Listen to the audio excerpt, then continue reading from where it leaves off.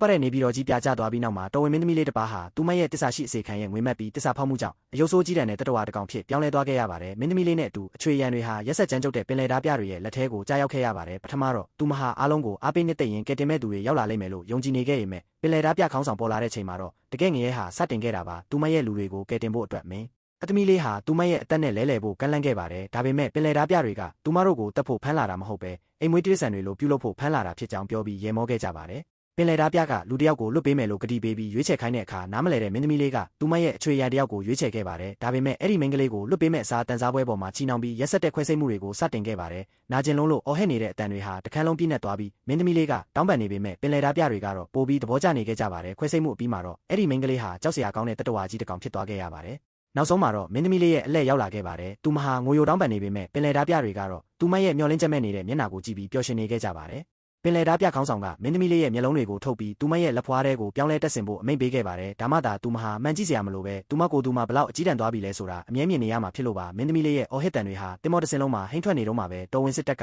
ရောက်ရှိလာပြီးပင်လယ်ဓားပြတွေကိုချေမှုန်းလိုက်ပါတယ်စစ်သားတယောက်ဟာခွေးလေးတစ်ကောင်ရဲ့လမ်းပြမှုနဲ့အတူစမ်းတက်ခန်းထဲကိုရောက်သွားခဲ့ပါတယ်အဲ့ဒီမှာရက်ဆက်လာတဲ့စမ်းတက်မှုတွေကိုမြင်လိုက်ရတဲ့အခါသူဟာအမိမတက်ဖြစ်သွားခဲ့ရပါတယ်ဆရာဝန်ကသူ့ရဲ့လက်ရမှုဖြစ်တဲ့မင်းသမီးလေးအကြောင်းဂုဏ်ယူစွာပြောပြနေတော့မှပဲစစ်သားကအဲ့ဒီဆရာဝန်ကိုပြစ်တက်လိုက်ပါတော့တယ်မင်းသမီးလေးဟာသူမကိုတက်ပေးဖို့တောင်းပန်ခဲ့ရမယ်စစ်သားကတော့သူမဘေးမှာဒူးထောက်ထိုင်ချလိုက်ပြီးသူမကိုငကိုအတိုင်းပြန်ဖြစ်အောင်ကူညီပေးမယ်လို့ကတိပေးခဲ့ပါတယ်သူဟာတစ်ချိန်ကသူ့ကိုယ်သူကယ်တင်မဲ့သူကိုမျှော်လင့်ခဲ့တယ်လို့မျိုးအခုတော့သူမကိုပြန်လဲကယ်တင်ချင်နေတာပါဒါပေမဲ့ခင်ဗျားသာသူမနေရမှာဆိုရင်လူသားတစ်ယောက်ရဲ့ဂုဏ်အင်္ဂါတွေအားလုံးကိုဆုံးရှုံးသွားပြီးနောက်မှာဆက်ပြီးအသက်ရှင်တန်ဖို့ခွန်အားတွေရှိနေဦးမှာလားဗျာ